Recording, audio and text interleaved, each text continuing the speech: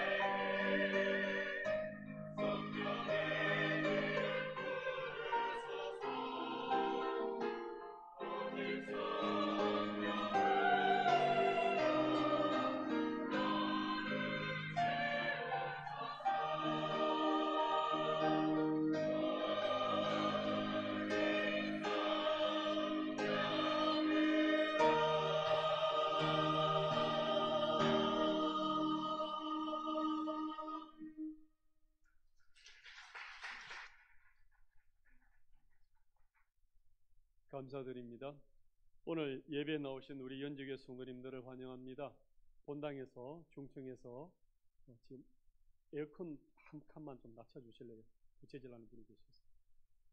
그 다음에 수유실 또 잠옷실에서 드리는 모든 분들에게 12에 앓는 질병을 앓았던 여인이 예수님 만나서 새 삶을 살았던 것처럼 오늘 하나님을 만나시고 새 삶을, 새 은혜를 누리시는 우리 저와 여러분 모두 성도 되시기를 주의 이름으로 축복합니다. 18살 고등학교 3학년 학생이 18세 성인 생일을 마치자마자 다음날 총을 구입하러 갑니다. 반자동총 하나, 돌격용 총 하나, 총알 370발을 합법적으로 삽니다. 그리고 일주일간 연습과 계획을 하고 행동을 합니다. 5일 전 5월 24일에 할머니와 초등학교에 총을 쏘겠다고 폰으로 3번을 예고하고 난 뒤에 실험적으로 할머니에게 먼저 쏘아 죽입니다. 그리고 초등학교로 들어가서 상년 문을 팡 엽니다. 거기다가 총을 난사를 해버립니다. 10세, 11세 이 아이들이 그 총에 다 하나씩 두씩 죽어갑니다. 게임하듯이 조준을 하고 쏘아도 도와줄 사람이 없는 거예요. 이 무장을 해가지고 초등학교에 들어가도 도와줄 사람이 없고요. 사람을 죽이고 21명이 다 죽었습니다. 교사 2명까지. 17명이 부상을 당했습니다. 이렇게 사람들이 죽어가도 도와줄 사람이 없는 거예요. 한 학생이 죽은 척하면서 휴대폰으로 119로 전화해서 경찰을 불렀습니다. 그런데 경찰들은 학교 밖에 모여 있을 뿐이지 아무도 돕지는 않는 거예요.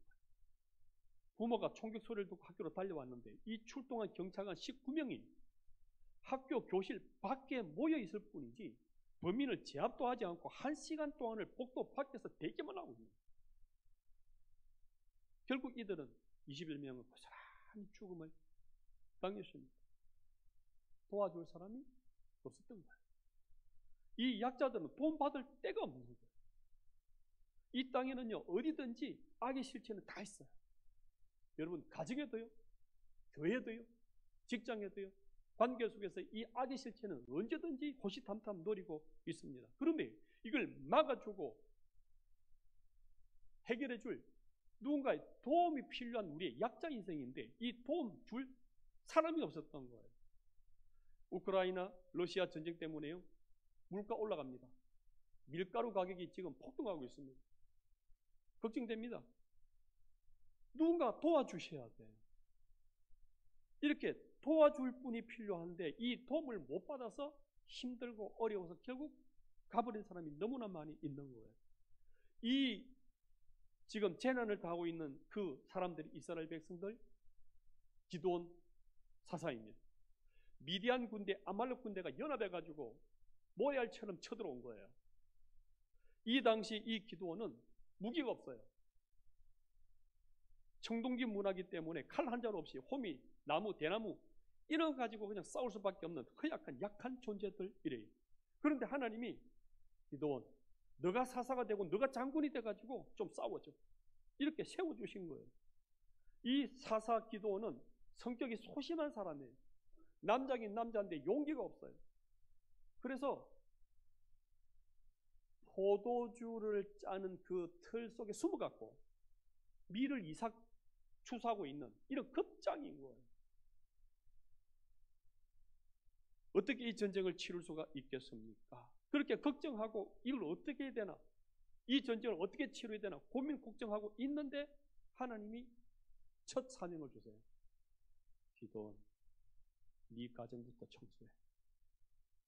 너 가정부터 우상숭배 다 처리해. 이렇게 말씀을 합니다. 그림 한번 보십시오. 우리 1부 때는 중고등부가, 2부 때는 청년부가 같이 예배를 드립니다. 그래서 제가 그림이나 영상을 좀 사용하도록 하겠습니다. 내 아버지 집에 있는 바알의 제단을 헐어라. 아버지 집에 있는, 곧 아버지가 이 마을의 우상을 자기가 만들고 자기가 섬기는 책임자인 거예요.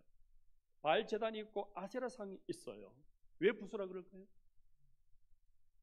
하나님 떠나 우상 숭배하니까 이런 재앙들이 왔거든요. 하나님 보호, 하나님 도우심을 못 받으니까 전쟁이 터지고 아말렉, 미디안 군대가 쳐들어오고 기근이 찾아오고 이런 재앙들이 왔기 때문에 하나님께서 너 이 우상 숭배부터 빨리 처리해.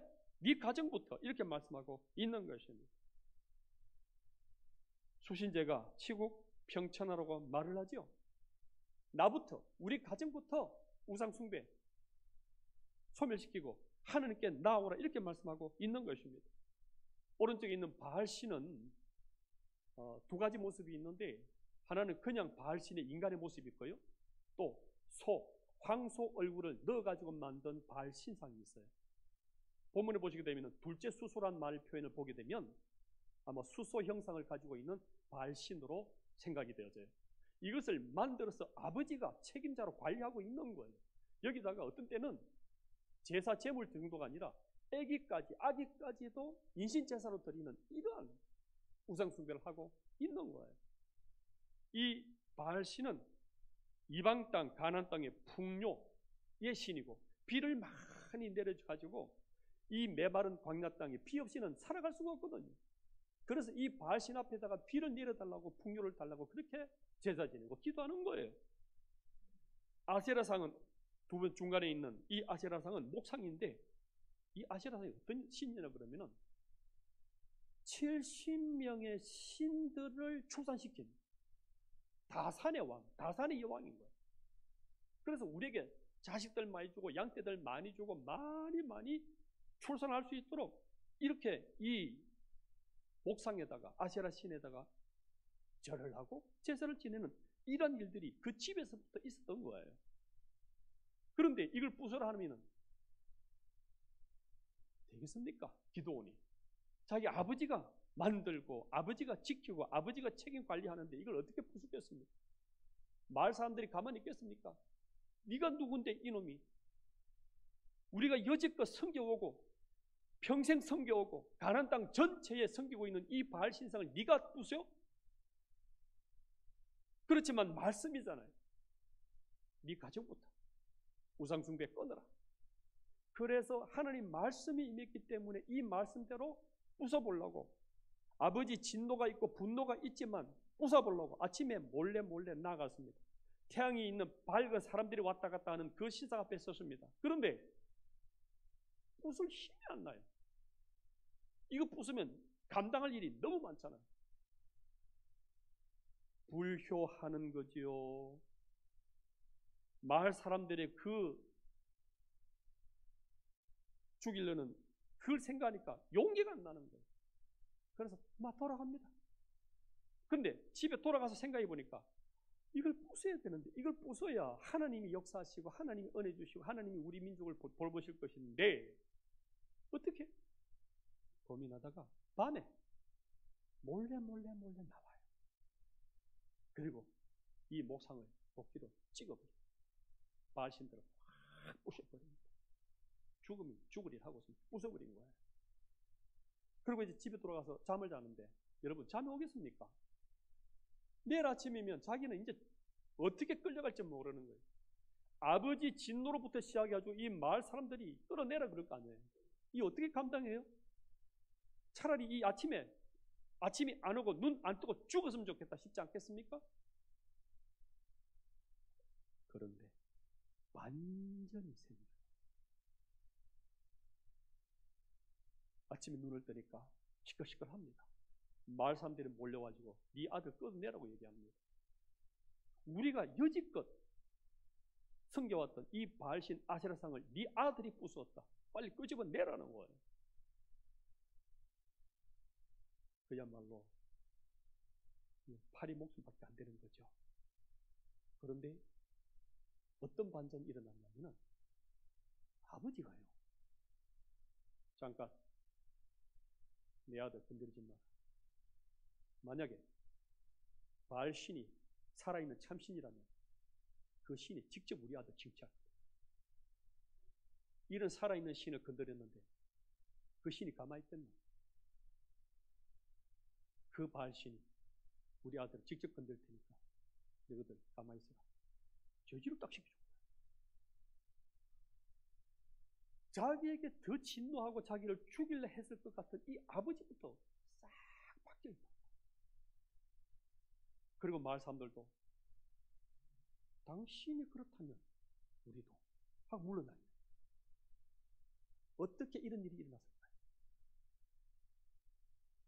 성령 하나님이 나타나셔가지고 아버지의 생각을 바뀌게 하고 마을 사람들의 마음을 확 바꾸니까 이런 일들이 일어난 줄 믿으시기를 바랍니다. 성령 하나님이 도와주시니까 이런 일들이 아버지 마음이 감화가 일어나고 사람이 변화되어지고 이 국민이 새롭게 전환되어져서 새롭게 나아갈 수 있는 이런 일들이 일어난 것입니다. 그래서 이렇게 성령 하나님이 너를 돕는다는 것을 어제 하나님 한 번 더 보여주시고 예언을 하셨어요. 어제 하나님이 이 기도원에게 벌벌 떨고 있는 이 기도원에게 그렇게 힘없어? 그렇게 용기 없어? 예, 나는 소심하고 용기도 없고 가장 적은 지파 그 자들 중에서 가장 적은 자입니다. 내가 어떻게 장군이 되고 사사가 되고 이 전쟁을 치를 수 있겠습니까? 그때 하나님께서 제사 준비에 천사를 통해서 여호와 사자를 통해서 말씀하셨어요. 그래서 짐승, 고기, 떡, 무교병, 물, 국물 준비. 그리고 그 제단 위에다가 쌓아두고 국물을 쫙 부어. 그때 이 여호와의 사자가 천사가 나타나가지고 지팡이를 쭉 내밀어서 불을 지릅니다. 그렇게 함으로써 내가 너 제사를 받았어. 네 예배를 받은 거야 하고서 불을 탁 내는 상황이 어저께 일어나는데 이 상징이 있다는 것입니다. 두 번째 사진 한번 보실까요?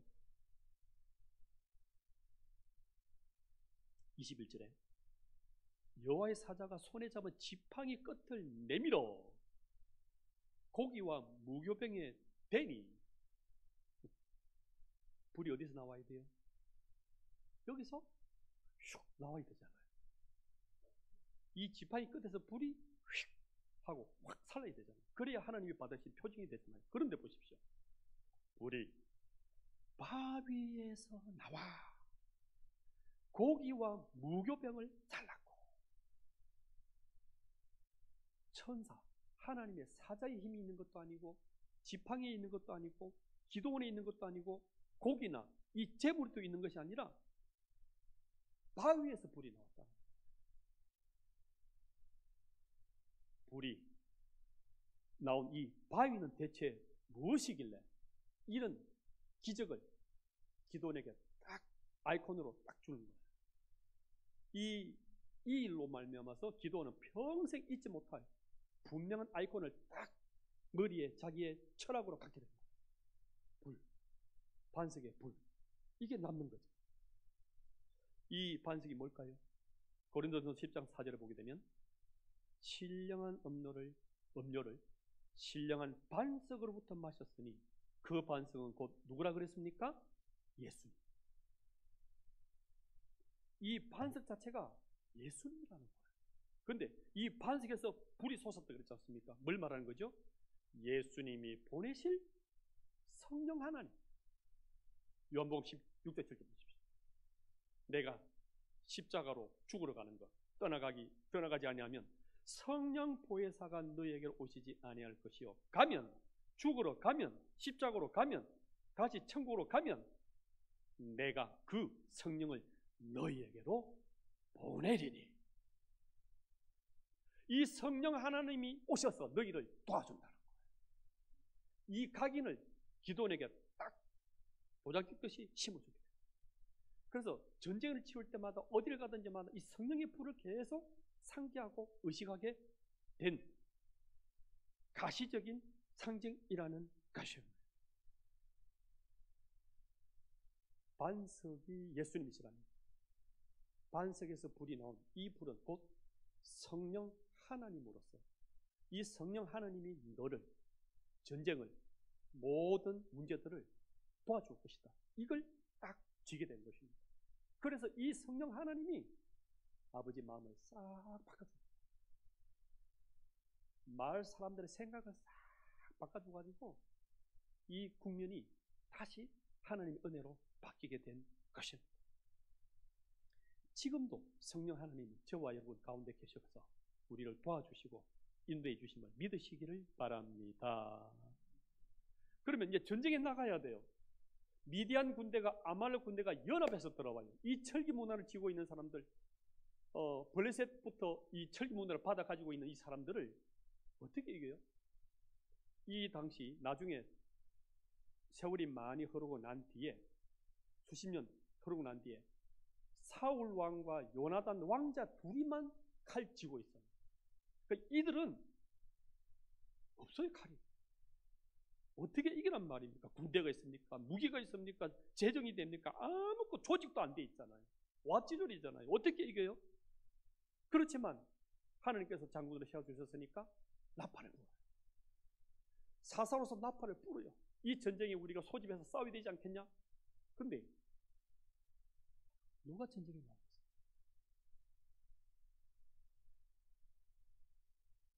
어느 누가 이 전쟁에 참여해서 목숨을 걸었습니까?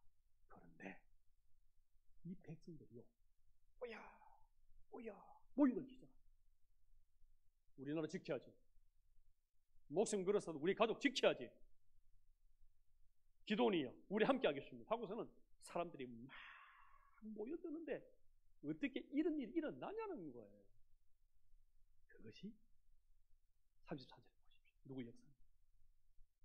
같이 읽습니다. 시작. 이 기도원에게 임하시니 기도원이 나팔을 불매 아비에셀 므낫세 지파가 그의 뒤를 따라 부름을 받으니라. 나팔을 불어서 모인 게 아니에요. 조직이 갖추어져서 군대가 모인 게 아니에요. 기도원의 인물이 좋아서 모인 것도 아니에요. 누가 임하셔서? 여호와의 영, 홀리 스피릿, 성령 하나님이 도우셔서 이 군대가 만들어진 것을 믿으시기를 바랍니다. 그래서 35절 보시게 되면 아셀 지파까지 나와요. 스불론 지파도 나오고요, 납달리 지파까지 나와가지고 싸워보자. 이거 해보자. 이렇게 사람들이 나와서 이 모래알 같았던 수많은 군대를 다 썰어버려요. 그리고 이기고 승리하고서는 찬양하고 우리 민족 살았다고 하나님께 영광 돌려드립니다. 이렇게 성령 하나님이 도우셔서 역사하시는데, 여호와의 영이 기도원에게 임하시니라는 뜻은 뭐냐 그러면은 이 라비시라는 히브리어는 옷을 입히다는 뜻이에요. 뒤에서 옷을 확 입혀가지고 내가 저항할 수가 없어요. 벗을 수가 없어요. 강권적인 역사예요. 일방적인 역사예요. 이렇게 성령 하나님이 이 기도원에게 옷을 입히듯이 거부할 수 없는 능력을 확 줘가지고 온몸을 싹 감싸가지고 자신감, 용기, 사람들, 군대 딱 붙여가지고 그 감당하게 했던 것이 성령 하나님 하셨다는 것입니다. 우리 신앙생활에는 내가 붙잡는 것도 있지만 하나님이 나에게 역사하셔서 붙잡히는 것이 중요합니다. 어차피 우리 인생은요, 부실해요. 하자가 많아요. 내 능력, 내 힘, 내 꾀 가지고는 이 인생을 살아갈 능력 자체가 없어요. 그래서 하나님이 우리를 도우시려고 성령으로 확 붙잡는 거예요. 강권적으로 역사하는 거예요. 사도행전 2장에 보시면 불에 갈라지는 혀처럼 그 심령을, 회중들을, 120문도를 확 사로잡아버려요. 이렇게 성령의 역사가 저와 여러분 가운데 있으시기를 바랍니다. 그래서 이 성령이 딱 붙잡히니까 겁이 없어집니다. 이 자신감으로 출격하게 되니까 이 일을 감당할 수가 있었던 것입니다. 제가 몇 년 전에 우리 막내딸하고 시찰회에서 이렇게 모임이 있어서 가게 된 적이 있습니다. 버스를 타고 충무 갔는데, 여러분 충무 가보시게 되면 이 바닷물이 들어와가지고 이렇게 호수처럼 이렇게 되어 있고 항구 이렇게 배들이 쫙 이렇게 진열되어 있어요. 근데 이 딸이, 아빠 배 한 타자. 우리가 아닌데 그냥 한 번만 들어갔다 오면 되지 않나? 그래? 그럼 뭐 지금 어둡고 보는 사람도 없으니까 가보자. 가려고 한 걸음 두 걸음 딱 내미니까 이 발판이 너무 흔들리는 거예요.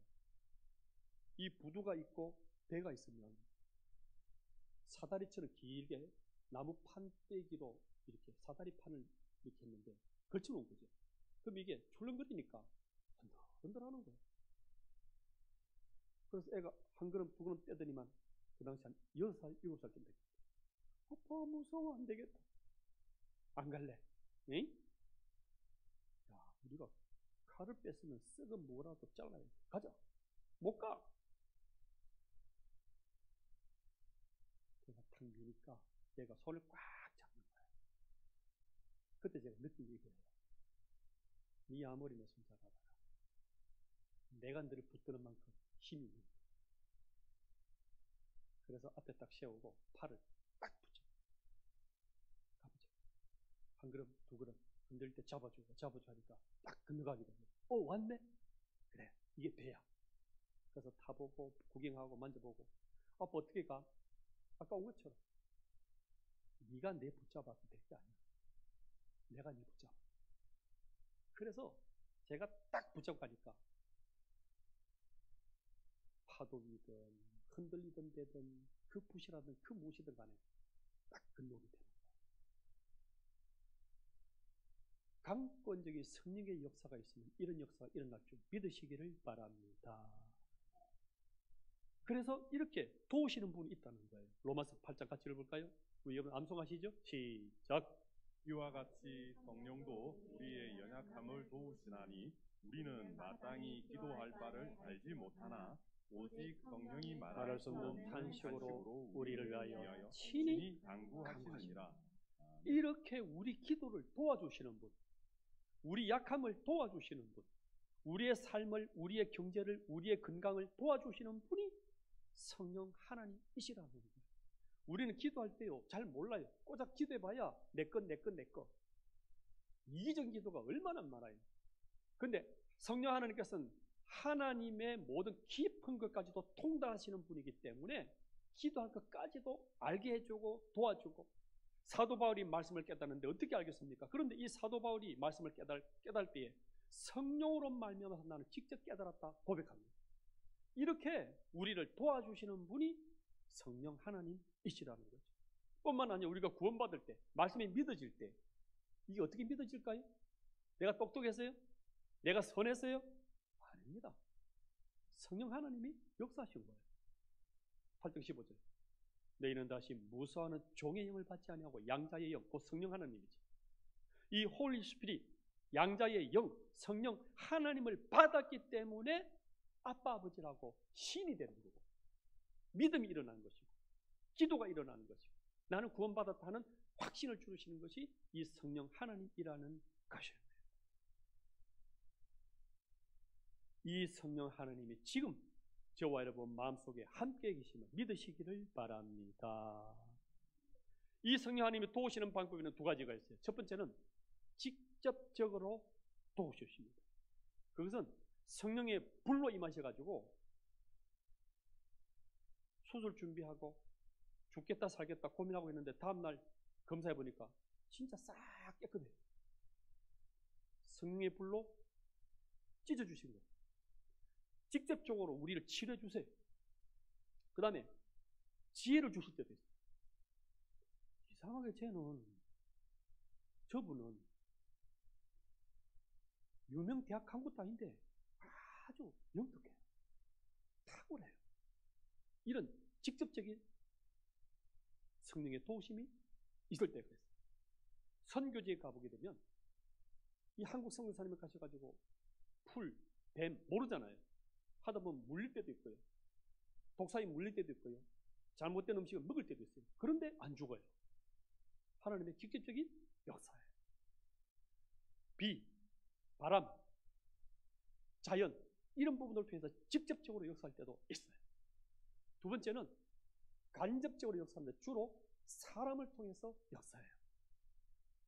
그 대표를 만나게 해가지고 또 좋은 약을 만나게 해가지고 하필이면 그렇게 바쁘고 수술이 안 되고 어려운데 그때 딱 비는 시간에 하나님이 수술하게 만들어주고 그 좋은 의사를 만나게 해주고 이런 식으로 하나님께서 이 모든 부분을 사람들을 통해서 이렇게 도우시는 그 은혜로 말미암아서 우리가 이렇게 살아가고 치유받고 하나님의 부요를 느끼게 되더라는 것입니다. 영상 하나를 보겠는데요. 제가 제일 안 좋아하는 경기가 축구예요. 축구는요, 2시간 내내 봐도 한 골 안 들어갈 때도 있잖아요. 이건 말라 보노 싶고 그냥 지루하고 그냥 제일 싫어요. 그런데 손흥민이를 제가 보면서 와, 진짜 축구를 맛있게 한다. 와, 재밌게 한다. 그 예술적 차원으로 눈부지게 하는 거예요. 그래서 손흥민 나오는 그것만 딱 골라서 주일 설교를 앞두고 새벽 1시에 한대요. 이걸 봐야 되나 말아야 되나 고민이 날 정도로 이게 너무 재밌게 하는 거예요. 근데 한국 선수들이요, 해외 스카웃대가 진출하는 것은 진짜 어렵습니다. 이 최고 외수한 동양인이 유럽에 독일에 건너간다는 건 진짜 어렵습니다. 그리고 빅리그가 가장 큰 빅리그가 영국 프리미어 리그인데 이곳에 뽑혀간 것조차도 어려워요. 뽑혀가더라도 주전된다는 것은 진짜 어려워요. 주전돼가지고 골 한두 골 넣는 것조차도 어려워요. 그래서 뽑혀갔다가 돌아오는 사람이 너무 많아요. 고작 박지성 하나 정도. 진짜 어려워요. 그런데요, 이것은 득점 왕이 되어버린 거예요. 이 득점 왕이 어떻게 됐는지 신기하다. 한 3분 동안 약간 길 수 있습니다. 한번 여러분 분석을 잘 한번 해보시면 도움이 될 것 같아요. 한번 보십시오. 손흥민은 지난 2019 기술 좋아요. 그런데 도움을 받아서 넣는 거예요. 혼자서는 못해요. 케인이라는 사람이 단짝이 돼가지고 띄워주니까 그걸 받아 넣는 거예요. 모라는 사람이 자기가 찰 수 있는데 뒤쪽으로 힐킥을 탁 넣어주니까 기다렸단 다시 차는 거예요.